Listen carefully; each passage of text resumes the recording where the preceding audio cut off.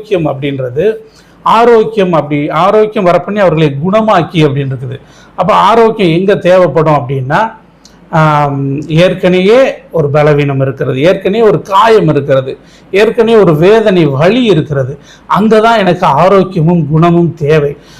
அதனால ஆண்டவர் சொல்கிறாரு, முதல்ல என்ன சொல்கிறாரா, நீங்கள் நல்லா இருப்பீங்க, நல்ல சுகபலனோடு தீர்க்காயுசோடு நல்லா இருப்பீங்க அப்படின்னு சொல்லிட்டு, அடுத்த வசனம் ஆரோக்கியம் வர பண்ணி, ஏதோ ஒரு சில இடங்களில் நீங்கள் தவறி இருக்கீங்க, ஏதோ ஒரு சில இடங்களில் நீங்கள் பலவீனத்தோடு காயத்தோடு வலிகளோடு இருக்கீங்க இல்லையா, அதை நான் சரி செய்து உங்களை குணமாக்குகிற தேவனாய் இந்த ஆண்டிலே இருப்பேன் என்பதை கர்த்தர் நமக்கு வாக்கு பண்ணுகிறார்.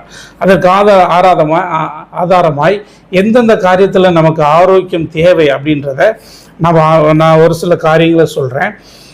எரேமியாவே புஸ்தகத்தை அதே புஸ்தகத்தில் 30:17 வாட்சுன்னு சொன்னால், அவர்கள் உன்னை விசாரிப்பற்ற சீயோன் என்று சொல்லி உனக்கு தள்ளுண்டவள் என்று பெயரிட்டபடியால் நான் உனக்கு ஆரோக்கியம் வர பண்ணி உன் காயங்களை ஆற்றுவேன் என்று கர்த்தர் சொல்லுகிறார்.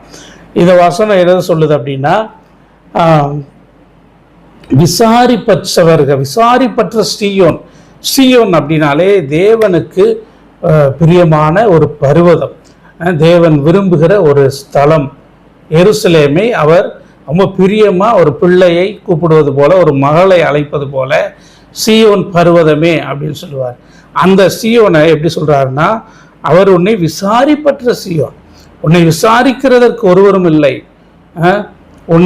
உனக்கு பல பிரச்சனைகளோடு நீ இருக்கிற, பல கேள்விகளோடு இருக்கிற, பல போராட்டங்களோடு குழப்பங்களோடு பல காயங்களோடு மன முறிவுகளோடு நீ இருக்கிற, ஆனால் உன் இருதயத்தின் காயங்கள் வெளிப்படையாய் தெரிவதில்லை, அதை விசாரிக்கவும் ஒருவரும் இல்லை, தெரிந்தவர்களும் உன்னை கண்டுகொள்வதில்லை. ஒரு சில சூழ்நிலை பார்த்தீங்கன்னா, நம்ம மிகுந்த மன காயங்களோட வேதனைகளோட நம்ம போய் கொண்டிருப்போம். நம்மளை சுற்றி ஒரு கூட்டம் இருப்பாங்க, நம்மளை சுற்றி ஒரு சில மக்கள் இருப்பாங்க, ஆனால் நம்மை புரிந்து கொண்டு நம்ம இருதயத்தின் காயங்களை புரிந்து கொண்டு விசாரிப்பார் ஒருவரும் இருக்க மாட்டாங்க.